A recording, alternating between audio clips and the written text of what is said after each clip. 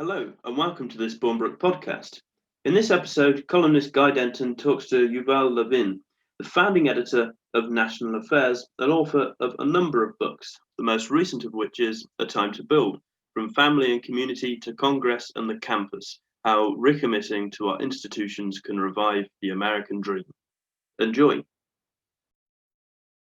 Thank you. I'd like to begin by asking about your background. You moved from Israel to the United States as a child, then received what I'm sure was a particularly rigorous education at American University and Chicago. How did those experiences shape the development of your conservative sensibility?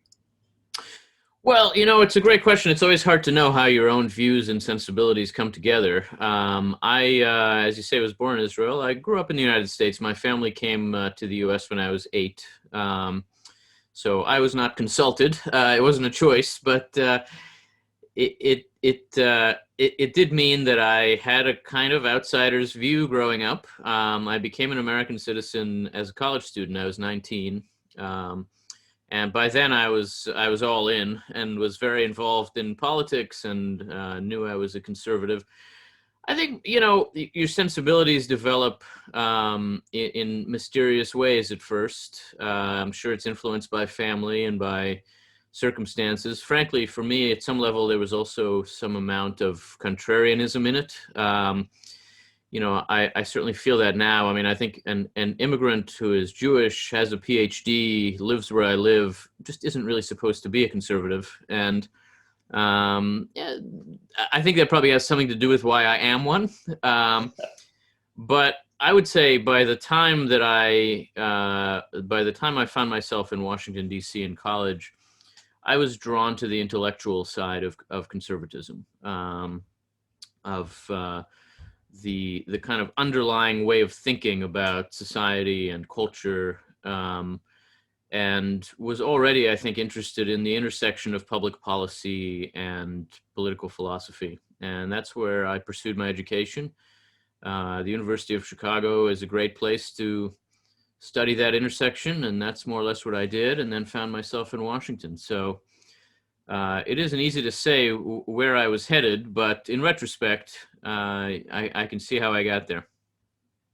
I've heard you say that George Will's Statecraft is Soulcraft had a particular influence on you in your youth. I also love that book, but I'm curious that in your view, to a conservative, what is the purpose of government in social terms, and how has that been diminished today? Well, look, my kind of conservatism begins from the premise that we are incomplete and fallen when we enter the world, that we need to be formed before we can be free, and that formation happens through the institutions of our society. Those are the things that conservatives want to conserve because they're necessary to form human beings in every generation.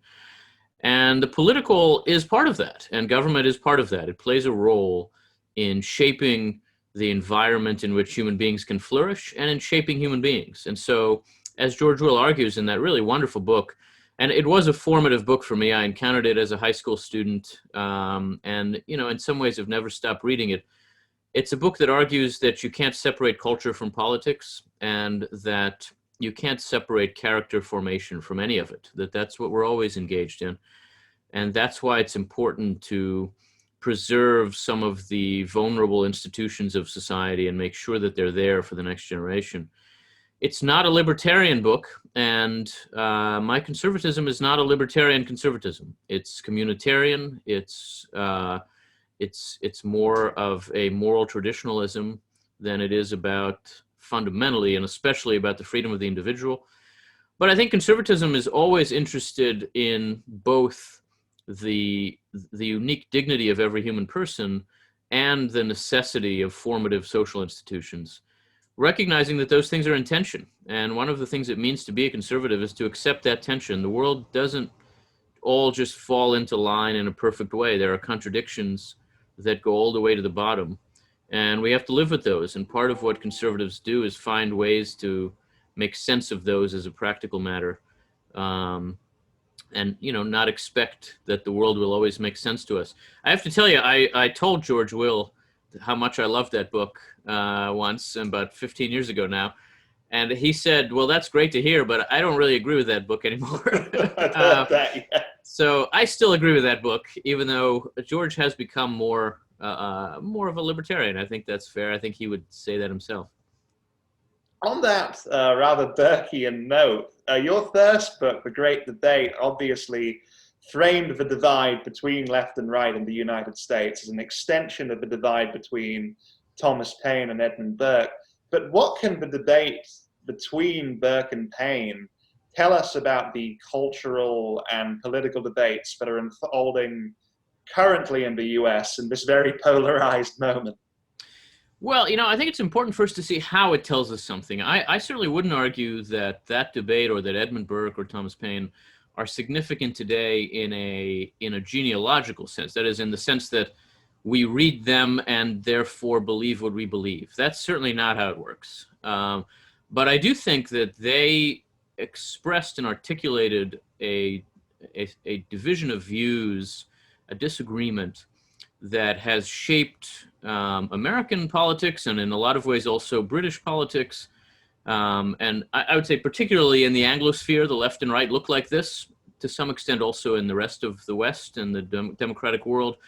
And the way they express it, the way they get at it, begins very deep with a set of anthropological differences that get at what we were just talking about. I mean, I would say they really begin from a disagreement about whether the human person begins ready to be free and needs only to be liberated from oppressive forces and institutions, or begins unready to be free and needs first to be formed for freedom.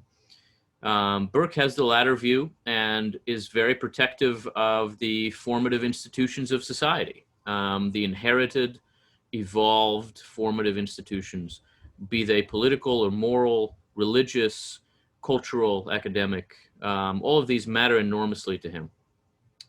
Paine begins by seeing most of these as basically forces of oppression, precisely because they're rooted in the past, they're inherited. They bring into the present the prejudices of the past and the inequalities of the past. And what's required for us to be free and equal is to be liberated from them, to shake them off. And Paine is a real believer in the promise of democratic revolution, in the French Revolution, and in the radical form of some of the ideas that you would find also in the American Revolution, where Burke thinks that liberalism is evolved. Paine thinks that liberalism is a function of new ideas that emerged in the Enlightenment and need to be advanced in the world all the way. They're both liberals. That's what makes it interesting. They disagree about what their liberalism is, but they agree that the free society is their goal, that it has to have some significant democratic elements, that it has to have some respect for the rights of the individual. So they're arguing, we might say here, within the 30-yard lines. They're not fascist versus communist. They're both liberals, but the difference between them is very significant. And I think in a lot of ways it does define the politics of the Anglo-American tradition. So I think they're valuable in that way. They articulate more clearly than we usually are able to the differences that still matter to us. And those differences do still matter, I think. How intrinsically Burkean is American conservatism specifically, as opposed to other variants? Yeah. Burke himself, when he writes against the French Revolution, describes an English people that is more a desire than a description, right? And his friends who were critical of the reflections on the revolution in France, almost all were critical in that they thought that it offered a description of the British that was unrecognizable. He describes his people, as a Burkean nation. My Burkean conservatism, I think, has a similar ambition. That is, I think conservatism should be very Burkean, which is not to say that it always is, in fact, so. And American conservatism obviously has strains in it that not only are not quite Burkean, but that are revolutionary and that are radical. The American political tradition begins in an act of revolution. And those Americans who want to conserve that tradition are in part conserving that revolutionary spirit. There's no doubt about it. But it seems to me that what's most needed in our time, and particularly given the inclinations of the left in our time, is Burke's kind of moderation. And moderation doesn't mean centrism. It's not an ideological position. It's a disposition. It's a way of approaching the political that says that stability is the hardest thing and so has to be preserved. Everything else is easier and is made possible by a stable political environment. I think that's enormously important for conservatives to keep in mind and to offer our societies. And so, I think conservatives need to be protective of institutions. Today's American conservatism very often isn't, and wants to just pour acid on institutions. That's certainly been true in the last few years. I think conservatism needs to recognize the importance of offering an attractive face to the rising generation so that it too wants to preserve its inheritance. Today's American conservatism doesn't always do that and approaches the rising generation with a sense of panic, with hair on fire, and we're at the edge of the abyss. I don't think that's a good idea, and I don't think it's quite true.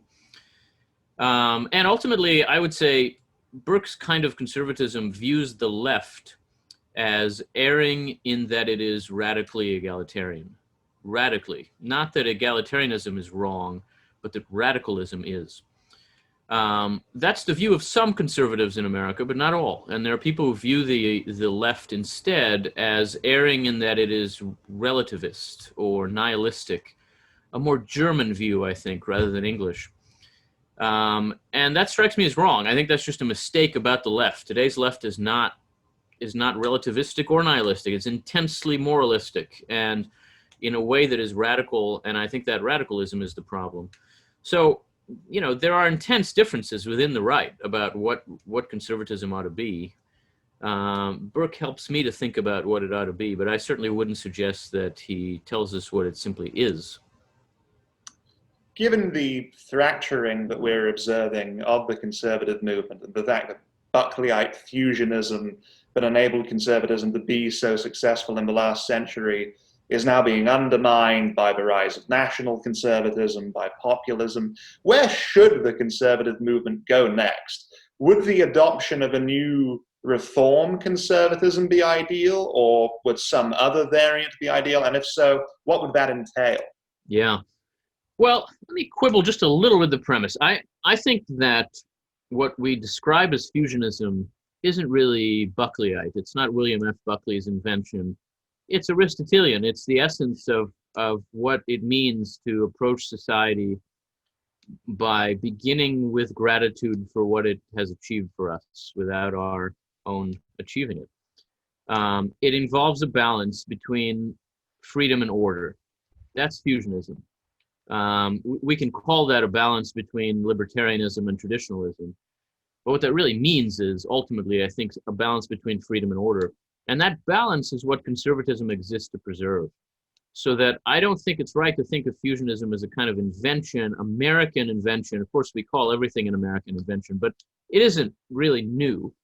And it is what the tradition-minded in every functional society have always been trying to achieve, seems to me.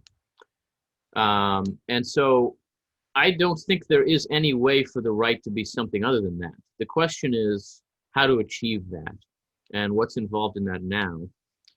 I also think that it's essential, in part because of this, that the right understand itself fundamentally as a coalition in politics. A coalition of people with related concerns, and especially with a common view of what endangers society, that is, a concern about the risks involved in empowering the left, in our terms, but who differ among themselves about what's most important and how to achieve it. And coalition politics means you get some of what you think is most important, and in return, you give other people some of what they think is most important.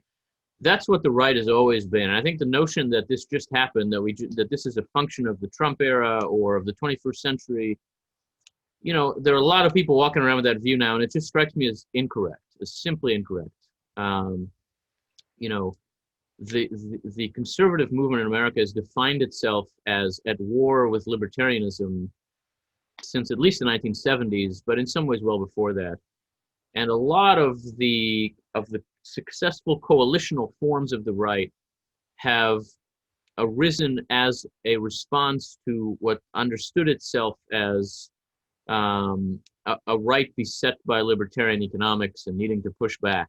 I think it's always been a little exaggerated, but look, supply side economics, which we now in America associate with libertarianism, emerged as a counter-libertarian force on the right, where libertarians were the green eye shades accountants saying we need to balance the budget, and various kinds of what would later be called compassionate conservatives, Jack Kemp, for example, basically said, don't worry about deficits.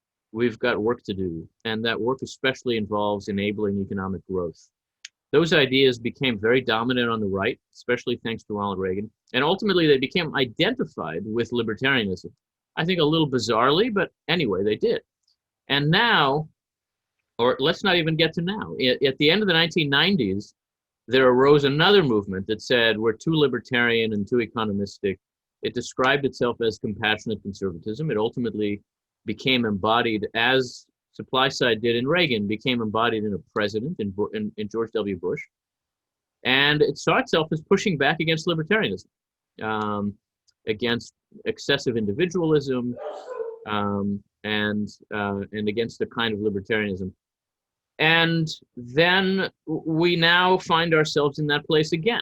Another 10, 15 years have passed, and conservatives have come to believe that we are beset by libertarian economics. Now it's about trade and immigration. And so we have to resist it and assert ourselves as social conservatives, but broadly understood with a kind of nationalistic idea of America at its heart. I'm pretty friendly to that view, frankly, but I don't think it's new. And I don't think that it should understand itself as rejecting the conservative tradition in America. It's very much embodying that tradition. It's the latest iteration of what has been a cyclical process for the American right. I think it can go too far. Nationalism in particular can go too far very easily. But at the heart of it is the view that we can't define ourselves by economics. We have to define ourselves by starting with family and community and country, with some idea of solidarity alongside our commitment to freedom. And I think all of that is basically right. I do think, as you kind of hinted, that can be embodied in a reform-minded conservatism that's fundamentally coalitional, that tries to draw out of libertarian economics what can do good for family and community and country, and that tries to also emphasize those in themselves and draw together a coalition of the right. I think that's very important to do, and we're not doing a very good job of it right now. But I just don't think that's new. I really don't. And I'm a conservative. I think we've seen it all before. What are some of the most important lessons that principled conservatives of all stripes should learn from President Trump's victory in 2016? Well, I think one lesson is to recognize again that we're a minority. Conservatives don't simply speak for the country, and even don't quite simply speak for the Republican Party. We're part of a coalition. Within that coalition, there is a very strong populist component. It's sometimes stronger than at other times. It's very strong right now. I don't think it's conservative in any of the ways we've been talking about, but it's related to conservatism in some obvious ways. And some of its concerns speak to our concerns too.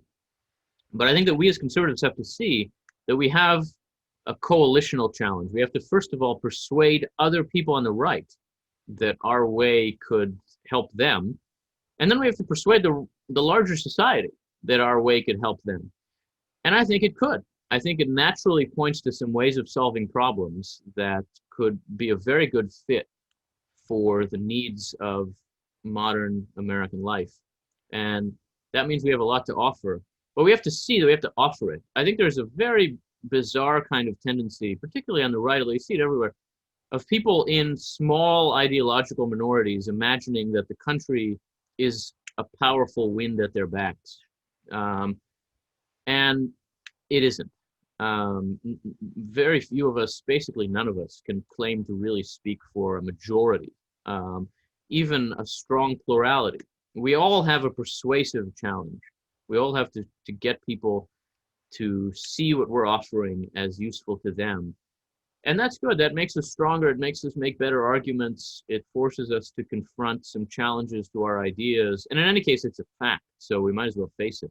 The idea that this is what the country wants, and if only the left would stop distorting our institutions, that would be clear, I think just isn't true.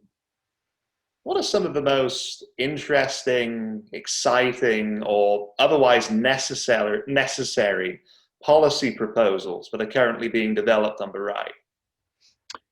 Well, that's a great question. I think that there are a couple of categories of policy thinking that you'd have to work through to get to the answer to that question. One has to do with what we have to offer people in terms of what we might think of as social insurance or protection from the risks of the modern capitalist economy. On that front, I think the core insight on the right is a somewhat libertarian insight, though I think of it more as a kind of Adam Smithian insight, which is that the role that government can play is to enable people to enter markets as consumers. And that the problem to be solved is that there are some crucial instances where people don't have the resources to do that, and they can be helped to have it. So that rather than say that where there are iniquities in, say, education or healthcare, those sectors of our economic life should be taken over by government, and they should be provided as public services.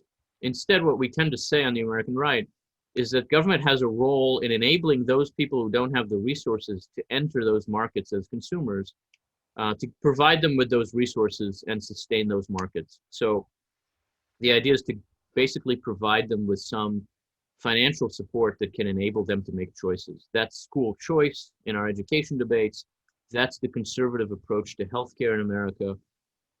It's the conservative approach to welfare, to basically let people get the most out of the market economy by giving them the resources to make choices that then drive those markets. Now, that's not to say that markets are everything. And I think we also have to be very alert to the ways in which market can undermine some of the things we believe in. And that's another set of policy areas where I think conservatives are doing some interesting work. For example, I think it's very important that workers have a voice in the market economy and be able to organize and to speak for themselves and advance their interests.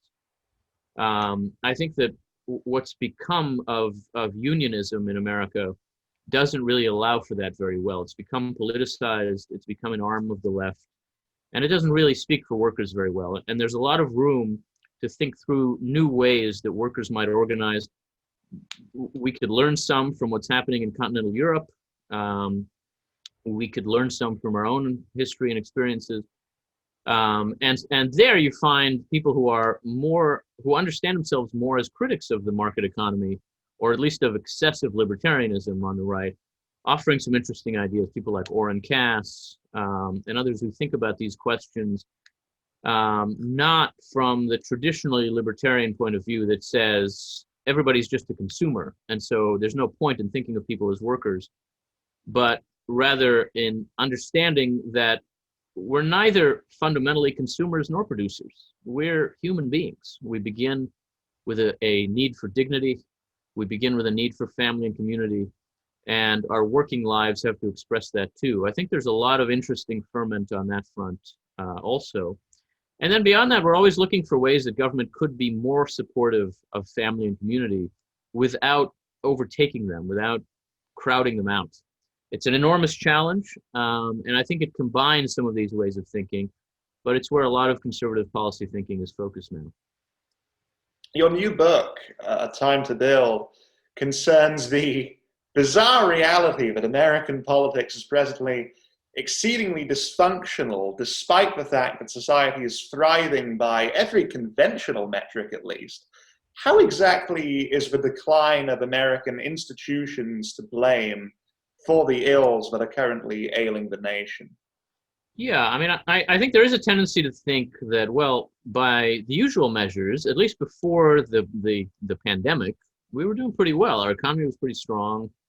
You could point to people's material well-being, health and wealth, as being in a pretty good place. And yet our society was just incredibly depressed about its own condition. I think that is more a problem with the metrics than a confusion of the underlying society. The problems are real.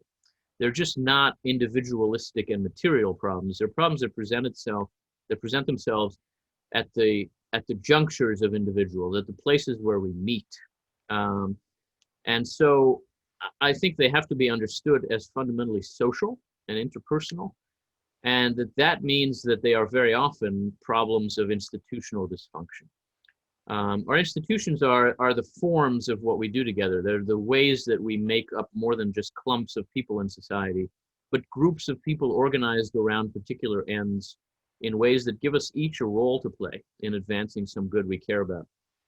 And I think there has been both a loss of confidence in American institutions, and this is not just an American phenomenon, you certainly see it throughout the West.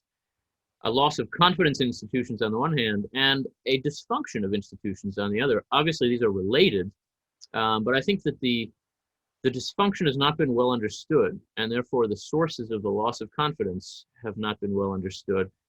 And what the book tries to do is to lay out some ways in which these have to do not just with the incompetence of institutions, the sense that they're just not doing their jobs well, which some of them aren't, but not all. And the book tries to point also to a further dysfunction of institutions by which people within them stop seeing them as formative of themselves, as giving them an idea of integrity that has to shape how they live, and start seeing them as platforms for political performance art, so that all we want from our institutions is a place to stand and be seen to be in the right party.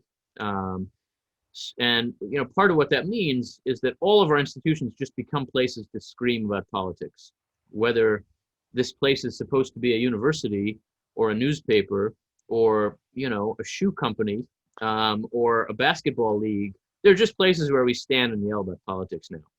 And I think that dysfunction makes it very hard to trust our institutions and contributes to the larger sense of alienation that's so powerful in our society. So the book really tries to surface something that I think it tends to be invisible otherwise, which is the role that our institutions play. It's a very conservative book in that sense. It insists that role is formative, fundamentally. To what extent is the family specifically currently suffering as an institution? Well, the family's suffering quite a bit, and you see that in the form of family breakdown. You see it in the form of a failure to build families in the rising generation. We think of it as diminished fertility, but I think it has a lot to do with diminished family formation. And it expresses itself in other kinds of institutional dysfunctions because the family is the foundational institution. And without it, there is a kind of radiating disorder throughout society, I think. And it has to do with the loss of the sense that the family is formative, as we see in other institutions. We think increasingly of the family as expressive, as a way of affirming ourselves. And the family is that in part. It always has been. But it is also necessarily formative. It gives each of us a role in relation to other people. It gives us obligations and not just privileges. It is the answer to any notion that choice is at the center of the human experience. Nobody who really takes their family seriously could believe that. And so I think it's an essential formative institution. And in a lot of ways, we've lost that sense, and we've lost the sense of the importance of the form of the family. Obviously, it's become controversial in some ways. And it has to do now with a lot of our arguments about larger kinds of social questions and questions of morality. But I think more generally, we've lost the sense that family is there to form us to be capable of freedom. And that makes it pretty difficult for family to function. I found your assessment of Congress in the book particularly fascinating, though depressing. You discuss the growth of social media, the fact that congressional activities are now perpetually recorded, and how both of those factors have influenced Congress's deterioration into a platform for performance. I suppose some people would ask, how can we effectively solve that problem without simply doing away with C-SPAN altogether, or banning the use of social media by politicians entirely? Yeah, there's no chance of that. So it is a problem. I mean, I think Congress is really a place where you can see this transformation from formative mold to performative platform. And a lot of members of Congress now see themselves as performers, as not so much as there to be insiders moving legislation, but to be outsiders criticizing the system. It's a bizarre idea of what it means to be elected to Congress, because surely as a national legislator, you are an insider. But many of our politicians now spend their time essentially complaining about the system that they worked so hard to enter, rather than trying to work through it and with it. I think some of that has to do with the broader political and social environment, with social media, where you can build a kind of micro following, a targeted following that just wants to hear you channel its own frustrations and is less interested in legislative action. And not only that, but because of the nature of the Congress, which is different from a European Parliament in some key ways, the work of Congress is not the work of a majority advancing its priorities while it has the majority. The work of Congress is always a process of bargaining and deal making. And that means that in a political culture in which each party views the other as the country's biggest problem, it's very hard to bargain and deal. And that means Congress has a very hard time working. And then there's the additional challenge you mentioned of transparency. Transparency, we're all supposed to bow at the altar of transparency. It's very important, and it is. But it is also important for legislators to be able to work with each other, to talk to each other, to make these deals and bargains. And that can't be done in public. There's no such thing as bargaining in public. And so there have to be some protected spaces where members of Congress do their work. And all of those legislative spaces have been transformed into performative spaces, so that now it's very hard for that real work to happen. I do think it's possible to push back against some of that by revitalizing the work of the congressional committees and affording them some venues for that work that are not public, and by changing some of the incentives that members face through changes in the budget process, breaking up legislative activity into smaller pieces so that members have more to do that is actual legislation. These kinds of reforms that can seem very, very wonky and technocratic, I think are actually enormously important for shaping the culture of the institution and changing some of the incentives that members face. And the sheer dissatisfaction, both of the public and of our politicians, in how Congress functions, might create some opportunities to do that. So I am a little bit hopeful as I get, which isn't that hopeful, that some of this could happen. Institutional change requires individual action, but what specific steps do you think that individuals should take to address this issue and to begin to repristinate the institutions that nourish us? Well, I think that has to start with an understanding that all of us are part of this problem that we're talking about. We each have a role to play in some set of institutions, from our family and community to our professional, academic, civic, political institutions. And we each, I think, are often guilty of this kind of understanding of institutions as fundamentally performative. And so we have to stop ourselves and ask, given the role that I have here in whatever set of institutions this might be, what should I be doing?